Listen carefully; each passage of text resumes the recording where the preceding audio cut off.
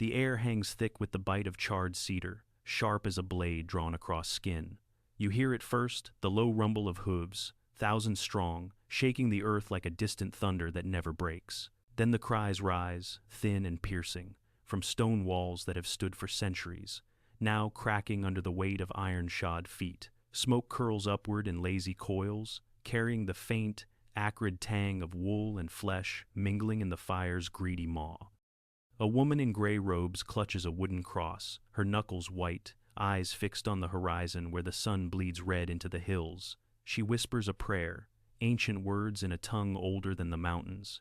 Behind her, shadows shift in the cloister sisters, 80,000 souls woven into the quiet rhythm of vespers and vows, their world a fragile weave of linen and litanies. The gates groan, horsemen pour through, banners snapping like whips in the wind, their faces masked in dust and fury. One rider, tall and unyielding, halts his steed. His name is Timur, the Iron Lame, and in his shadow rides an empire's hunger. The first scream splits the dusk. But this is no random storm. This is the machine turning its gears. And the sisters? They stand, unbowed, as the flames begin to lick the thresholds of their sanctuary. What you're about to hear involves the deliberate shattering of sacred lives, women bound by faith, torn from their vows in a storm of conquest and erasure. These events, drawn from chronicles of the time, are raw and unrelenting. They speak to a system of terror, not isolated cruelty. If the weight pulls too heavy, step away. No shame in that. For those who remain, we walk this path to see the gears, not to linger in the grind. Understanding the why, the cold calculus of power, honors the silence they left behind. From that frozen moment in the cloister, pull back the veil. This wasn't blind savagery, a warlord's whim gone wild.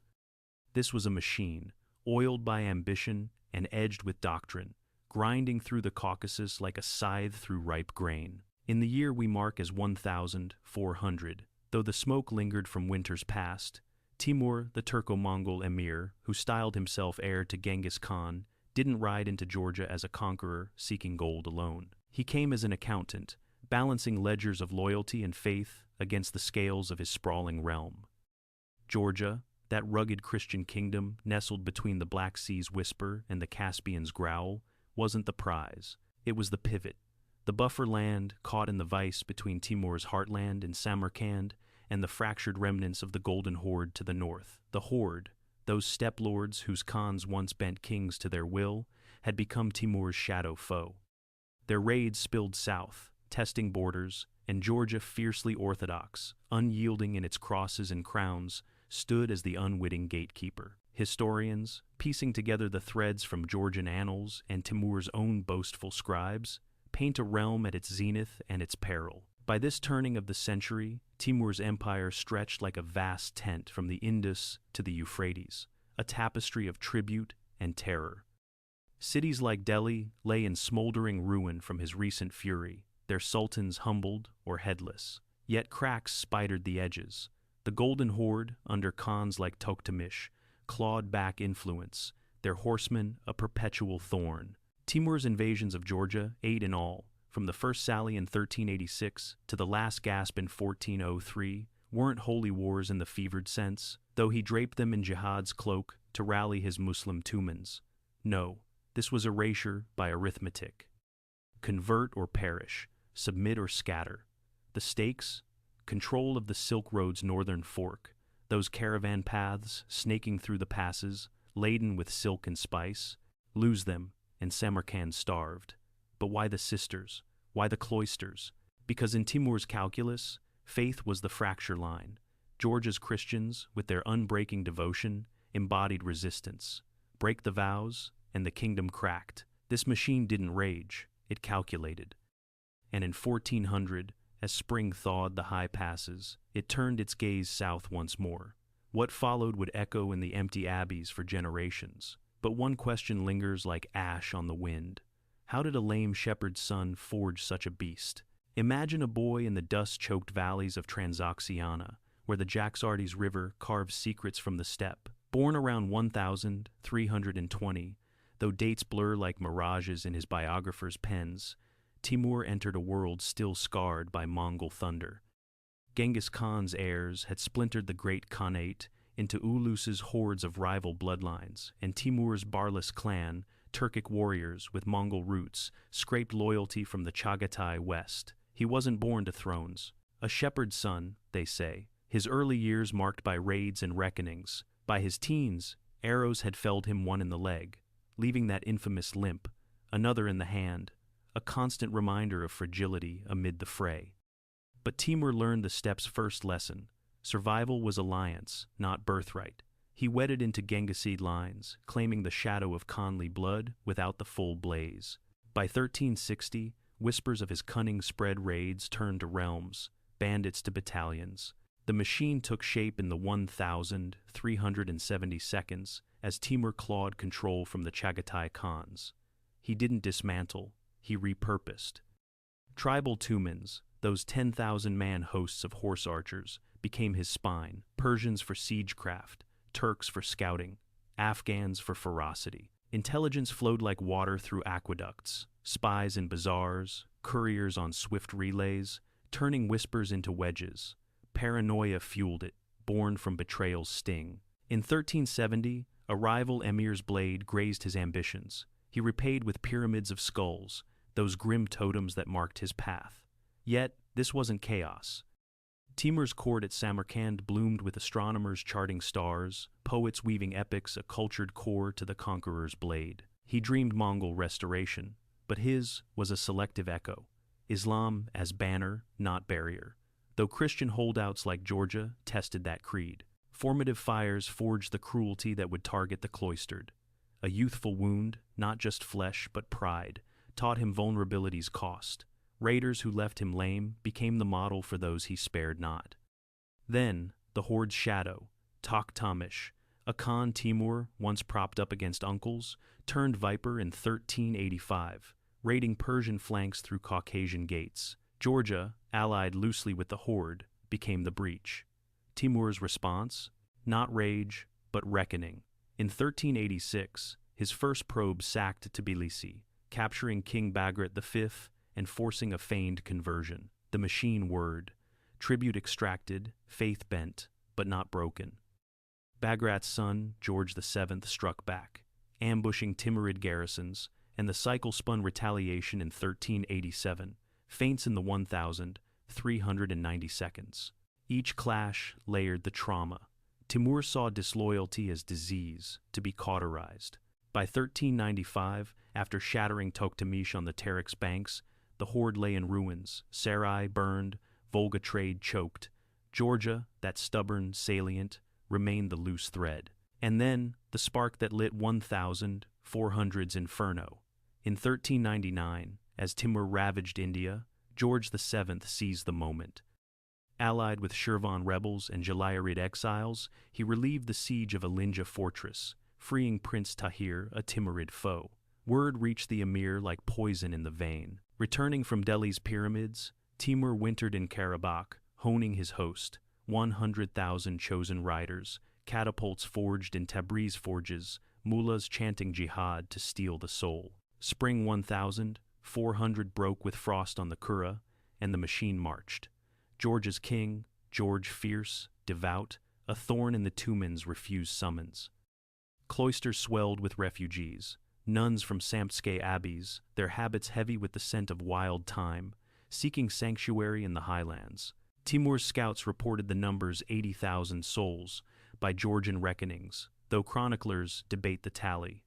It mattered not. The emir saw not women, but symbols, the unyielding cross, mocking his mandate. The gates would fall, the vows would break, and in the flames a kingdom's spine would snap. But George had 3 days. He didn't know it yet. Spring clings to the valleys of Samtskhe, like a reluctant lover, the air crisp with meltwater from the lesser Caucasus, carrying the faint bloom of almond blossoms. It's 1400, and the kingdom of Georgia hums with fragile rhythm merchants haggling in Tbilisi's shadowed bazaars, shepherds piping on terraced hills, the low chant of matins drifting from stone monasteries perched like eagles on crags. King George VII, a man of 30 winters, paces the battlements of his southern holdfasts. Tall, bearded, his eyes sharp as the swords at his belt, He is the realm's fierce heart, son of Bagrat, forged in the fires of earlier sacks. He has seen his father's feigned bow to Timur, the capital's walls breached in 86, the river running red with the unburied. Yet George bends not. His court, a tapestry of Orthodox bishops and Atabeg lords, urges caution, tribute perhaps to buy time. But the scouts bring ill winds Timur's host, that iron tide, crossing the frozen Kura on pontoons of hide and timber, axes hewing paths through the thorn-choked defiles. The victim at the storm's eye is Sister Eudoxia, abbess of the Gelati cloister, though her name whispers only in the ledgers of faith. At 45, she is the quiet anchor of 80,000 veiled lives scattered across Georgia's sacred houses, from the black-robed sisters of Ananuri to the veiled contemplatives of Betania, their world a circle of embroidered silks and illuminated psalters. Eudoxia was no fragile bloom. Born to a vintner's line in Imerity, she entered the vale young, after plague claimed her kin, her hands calloused from tending herb gardens that fed the poor. Her days, dawn vigils in candle-lit naves, where frescoes of saints gaze down like stern elders, afternoons copying gospels on vellum, ink scented with myrrh, evenings teaching novices the geometry of prayer, beads clicking like soft rain. She dreamed not of thrones, but of the eternal visions of the Virgin's mantle shielding the meek. Her sisters adored her, young ones with laughter like bells, elders with stories of Bagratid glories. In Gelati's cool halls, arched with golden domes, they wove tapestries of resilience, their chants a bulwark against the world's grind. Eudoxia often walked the cloister at dusk, rosary in hand, murmuring to the kestrels wheeling overhead. God mends what men shatter, she'd say. Little did she know, the shattering came mounted on stallions from the east. Word reaches the highlands like a fever. Timur's vanguard, 5 tumens strong, torches the border hamlets of Tortizelli. George's riders, hardy men from the eastern marches, harry the flanks, arrows singing from hidden vales. But the machine advances. The emir, astride his black mare, surveys from a ridge, his limp hidden by the saddle's sway. Messengers ride ahead, scrolls sealed in green wax. Submit the Prince Tahir, bend the knee, or taste the sword of the faithful. George, in council with his bishops, crumples the parchment. We harbor no foes of heaven's order, he declares, voice steady as the Kura's flow. Our cross is our oath. Eudoxia hears the rumors in vespers hush refugees stumbling into Gelati's gates, cloaks torn, tales of villages emptied like husks. She gathers her sisters, pack the relics. The mountains will be our nave, but the passes clog with carts, the weak falter on the ascent. Timur's noose tightens. The confrontation unfolds not in thunderous charge, but in the slow squeeze of ultimatum. By mid-spring, the host encamps before Ozni's walls, catapults lobbing stones like spiteful gods. George's forces 20,000 levies. Atabegs from Samtskhe with their lance-wielding retainers hold the line, skirmishes flickering like distant lightning. Timur parleys under white flags, envoys in silk kaftans, bearing Korans and threats. The emir offers mercy, one in tones, voice oiled as camel fat, conversion for the cloisters, tribute for the crown, or the land drinks deep. George, from his pavilion strung with icons, sends reply, a silver chalice, empty. Our blood is the wine of Christ, take it if you thirst. Eudoxia, now huddled in a high valley redoubt with thousands of her order, feels the nooses chafe. Scouts report the tumens fanning out, flanking through Herede's gorges, burning orchards heavy with unripe fruit. The abbess kneels in a makeshift oratory, a cave draped in linen. Lord, let our silence be our shield. Tension coils like smoke from signal fires. A young novice, wide-eyed, clutches her habit. Mother, will they come for us? Eudoxia touches her brow. If they do, child, we meet them with song. The sun dips low, horns blare in the distance. When the act descends, it is swift as a falcon's stoop, veiled in the haze of implication. Timur's riders breach the outer cloister walls at dawn, the crash of gates echoing like shattered bells. Eudoxia stands at the fore, cross raised, her sisters arrayed in gray phalanx 80,000, by the chronicler's somber count, though some scrolls whisper lower, others higher in grief's exaggeration. The horsemen circle, bows slack but eyes hungry. "Renounce the Nazarene," the captain barks, his breath sour with fermented mare's milk. "Join the faithful, or feed the pyres." Eudoxia's voice cuts clear. "Our bridegroom is the Lamb. No other." Flames kindled from raided iconostases leap high, devouring the timbered refectories. Shadows flee into the woods, habits trailing like ghosts, but many hold linked arms, hymns rising against the roar. The machine does its work, not blade alone, but fire's impartial hunger, smoke choking the valleys. Hours stretch to eternity, cries fade to coughs. By eve, the cloisters stand as blackened husks, the air heavy with what was lost. Word spreads on falcon wings riders to Tbilisi, whispers to the western courts. George's host reels, skirmishes turning to routs as morale frays like old rope. In Samarkand's halls, Timur's scribes ink the triumph. 700 towns razed, infidels humbled. But this wasn't about one abbess, one circle of sisters. This was the system laid bare, a calculus where faith equaled fracture, vows equaled vulnerability. Cloisters weren't mere stone. They were the kingdom's quiet sinew, binding peasant to prince in prayer's thread. Shatter them, and the realm splintered. Contemporary voices, etched in Georgian cart lists Kovraba, mourn the void, fields fallow, matins silenced, a generation's wisdom turned to ash. Historians, sifting the dust, note the parallel, a modern echo in how regimes target the soft underbelly, the healers and the holy, to break a people's will without a single siege. Eudoxia's cross, they say, washed up in a mountain stream, unburned. A sign, or just the river's whim? But the machine ground on, its gears greased with such silences. George rallied in the west, but the east lay barren. And Timur? He turned north, eyes on the Horde's remnants. Yet one crack lingered in the emir's armor. He never took the king's head. Shift now to the eyes of a horseman, not the emir's inner circle, but a mid-rank emir named Khalil, a weathered captain from the Fergana valleys, his beard streaked gray from 20 campaigns. It's late summer, 1400, and the machine's momentum carries Timur's host deeper into Caucasus' wine-laced plains, but the fervor frays at the edges. Khalil rides point for the third Tumen, his 50 riders a knot of sweat-soaked leather and curved sabers, scouting the Alazani's bends, where Georgian holdouts melt into the vineyards like mist. He's no zealot. Timur plucked him from a minor clan, promised pastures for loyalty, and now he tallies heads not for heaven, but for the ledger that earns his son's keep in Samarkand's madrasas. The orders cascade clear. Burn the infidel nests, chain the able for the slave markets of Tabriz, spare the skilled for the emir's ateliers. But as the sun hammers down, Khalil's thoughts drift to the breather in the chaos, a quiet irony amid the grind. The spread begins methodical, a web spun from the cloister pyres. From Samtskhe, Tumen's fan like raven wings. One veers east to ravage Caucasus' granaries, torching silos heavy with last harvest's yield. Another presses north, chaining villagers in Heredes' defiles, their cries muffled by gags of hemp. Reports climb the chained scouts to Beks to Timur's sons like Miran Shah, who relays to the emir with tallies etched in wax. 5,000 souls secured, 20 churches felled.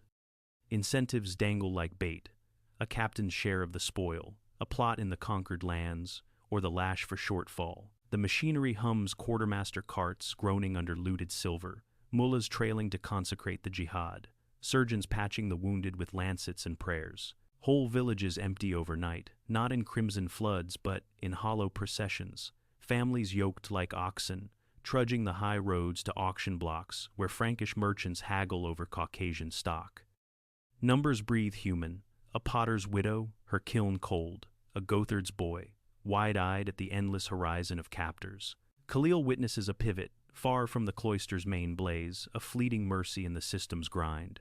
Near Tel Aviv's outskirts, his patrol stumbles on a lone holdout.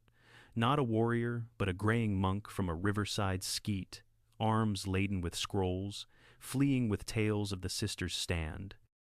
The man drops to his knees, babbling of Eudoxia's final hymn, voice cracking like dry reeds.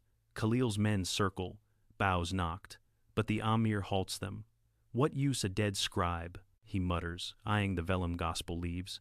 "Perhaps worth a dinar in Bukhara." He spares the monk, slings him over a pack horse with a water skin and a warning, "Run west, old one." The emir's mercy is thin. As they ride on, Khalil chews a strip of dried mare, gazing at the poplars, swaying gold in the breeze. A breather, this the steppe wind cool on his neck, carrying faint notes of wild rose from untrodden banks. His second, a young Turk from the Aral shores, jests low. "Captain, the Christians sing, sweeter than our laments." Khalil grunts, but inside, doubt flickers. The machine devours efficiently, but what of the echoes? Further north, in the Circassian marches, Horde remnants stir, Tokhtamish's ghosts whispering alliance with George's scouts. The web tightens, but threads snag. Khalil pens a dispatch that night by firelight. Provinces pacified, but shadows gather.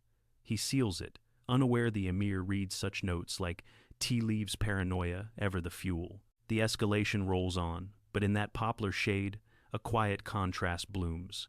Beauty in the untorn. A reminder that even gears need oil of oversight. Timur's host presses, but the land exhales. For now, time bends here. The relentless march, yielding to the machine's zenith, a crescendo not of clash, but of unraveling. By autumn's cusp in 1400, Timur's Tumans crest the Sarami range, the air thinning to a knife's edge, pines whispering secrets to the wind. The emir, his pavilion a silk fortress amid the scree, pores over maps inked with Georgian blood, Ozni fallen, Bertvizi besieged, the cloister ashes seeding the valleys with soot. 80,000 sisters gone, their silence a roar in the chronicles. George's western flanks buckle, Atabegs scattering like chaff. But this climax isn't steel on steel. It's the breaking. The moment the system's overreach cracks its own frame, a hairline fracture in the iron. Slow it down, the crucial hour stretches like taffy pulled taut. Dawn gilds the pass near Bertvizi, that squat fortress clinging to the cliff like a gargoyle's claw, its walls scarred from prior sieges. George, bloodied but unbroken, hunkers within with a remnant guard, 500 souls, levies and knights, their banners frayed icons of saints. Timur's host encircles, catapults thudding like heartbeats, stones arcing in lazy parabolas to splinter merlons. The emir watches from afar, his lame leg propped on a brocaded cushion, advisors murmuring tallies, 20,000 chained, thrice that perished. Sensory tide swells the acrid bite of naphtha-soaked pitch, flung in clay pots that burst in greasy blooms. The low moan of Georgian horns from the walls, defiant as a dirge, the metallic tang of sweat on chainmail, mingling with the earth's damp musk. George's voice booms from the ramparts, amplified by a speaking trumpet of horn. "Emir of the steppes, your fires consume the innocent, heaven sees." Timur, unmoved, signals the assault ladders rise like spider legs, grapples bite stone with iron teeth. The act crests in implication's shadow, the peak horror veiled in the haze of what follows. Waves crash the walls, Timurid climbers, faces blackened with coal, scrambling amid arrow hail. Georgians pouring boiling pitch, screams swallowed by the gale. Breaches yawn, a gate shatters under Ram's fury, admitting a flood of sabers and shouts. Inside, chaos reigns. Defenders fall back to the keep, corridors slick with the fallen, air thick as porridge with dust and desperation. Eudoxia's echo lingers in survivors' tales, a final circle of nuns in the chapel crypt, voices rising in akathist, flames sealing their song. Timur's captains report the scale, not one cloister spared, from Torticelli to Tianetti, the machine's scythe reaping vows like wheat. But here's the crack, the overreach that bites back. In the frenzy, a Timurid Bek, overeager for glory, torches a supply train meant for the host. Grain wagons, vital for the winter push north. Flames leap unchecked, devouring tents, horses rearing in panic, 100 riders trampled in the melee. Timur's rage erupts, the Bek's head rolls by noon, a warning to the ranks. Whispers spread. The emir's haste blinds him, the land fights with unseen hands. What breaks? Not George, who slips the noose at dusk, melting into Abkhazia's mists with a core of faithful. Not the system, though its gears snag on scorched earth fields, salted, wells fouled, the Caucasus bounty turned to barren spite. No, it's Timur himself, the fracture in the man-machine. In his tent that night, amid lamplight's flicker, He pores over a captured psalter, Eudoxia's script perhaps, its illuminations mocking his mandate. Paranoia coils, dreams of lame legs pursued by crosses, whispers of Horde spies in the ranks. The climax yields not triumph, but toll, the host wearied, loyalty frayed, the north calling with Tokhtamish's specter. By winter's eve, Timur withdraws, leaving Georgia a husk, 700 towns gutted per his scribes, tens of thousands vanished into slavery's maw. George licks wounds in the west, vowing rebuild. The machine grinds south, but the crack widens. One beck mutters over rations. The sister's god fights dirty. Dawn breaks cold. The emir rides on, but the silence follows. Timur's withdrawal in late 1400 marks, not victory's fanfare, but the machine's stutter a pivot from conquest to consolidation.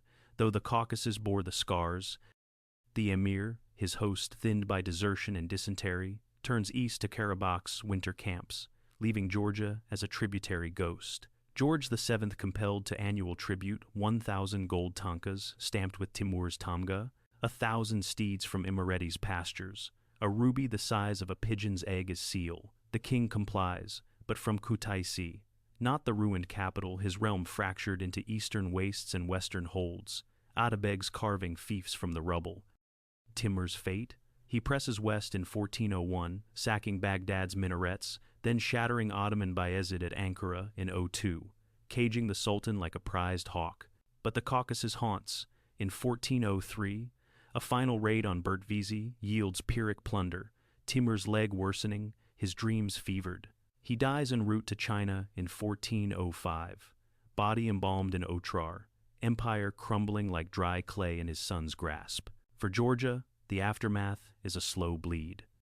George rules till 1407, stitching unity with Byzantine brides and Black Sea trade. But the kingdom splinters Kakheti east, Emirati west, the Bagratid crown a coronet of thorns. Survivors trickle back, escaped sisters founding hermitages in Svaneti's glaciers, their chants a defiant thread. Population halved, per later censuses, fields reverting to bramble, yet faith endures, monasteries rebuilt with stubborn stone. Power shifts north, the Golden Horde, Timur's broken foe, fragments further, its Khan's puppets to Muscovite rises. Long-term, the ripple, Silk Road trade reroutes south through Timur's Samarkand, starving Georgia's ports. Ottoman shadows lengthen, eyeing the weakened Christendom. Ironic twist, the very pyramids of skulls Timur stacked to cow, unearthed centuries on as markers, now guide archaeologists to hidden cloister vaults, their psalters whispering of unbent wills. The machine rusted, but its echo-shaped borders, a Christian enclave amid Islamic tides, resilient in fracture. Unearth it now, the legacy, not in tomes, but in the soil's quiet testimony. In the 1,930 seconds, amid Soviet tractors rumbling through Kakheti's vines, a team from Tbilisi's academy stumbles on a barrow near Ozni. Charred bones mingled with cross fragments, vellum scraps etched with Eudoxia's hand psalms half-scorched, ink defiant. The lead, a bespectacled scholar named Georgi Chubinashvili, dusts the relics in lantern light, heart-pounding. Not ash, he mutters to his notepad, evidence. Further digs in the 70 seconds, under looser regimes, yield more. Mass graves at Tortozelli, 80 graves clustered like fallen petals, habits threads woven with gold, Timurid arrowheads beside Georgian chalices, a frozen tableau of clash. By the 1,990 seconds, post-Soviet freedoms allow fuller excavation. Gelati's crypts, rebuilt hasty after 1400, hide a crypt with 80 inscribed slabs, names like Whispers, Sister Maria, vow unbroken. Modern scanners, humming in the quiet, map the fracture lines. Villages depopulated, trade routes ghosted, but faith's roots delving deeper. Monasteries ballooning as refuges. Why does it matter, this echo from the embers? Not as cautionary fable, but mirror to power's blind spots. In our age, where regimes target the veiled and vowed, think Rohingya cloisters razed or Uyghur shrines silenced, the lesson sharpens. Erasure isn't conquest, it's erosion, inviting rebound. Timur's machine broke bodies, but not belief. Georgia's sisters, through ash, seeded a resilience that outlasted empires. It teaches that human nature bends, but rarely breaks resistance, blooming in the quiet, like time after fire. The universal truth? Power's greatest fear isn't the sword, but the song that survives the silence. Return to that cloister threshold, where smoke first curled and hooves first shook the stone. The gates lie splintered now, the gray robes scattered like autumn leaves in the wind-swept vale. But listen, the faint chant lingers, carried on the Kura's murmur, a vesper that no flame could fully quench. Those sisters were meant to vanish, their vows a footnote in conquest's scroll, but they didn't. They endure in the barrow's bones, the psalter's ink, the mountain's unyielding song. And now they're here with you, because you chose to listen. If this tale stirred something in you, the grit of the unbroken, drop a comment below. What echo of history calls to you next? Then subscribe, and we'll chase the next shadow together. In the end, the machine rusts, but the story, it rides eternal.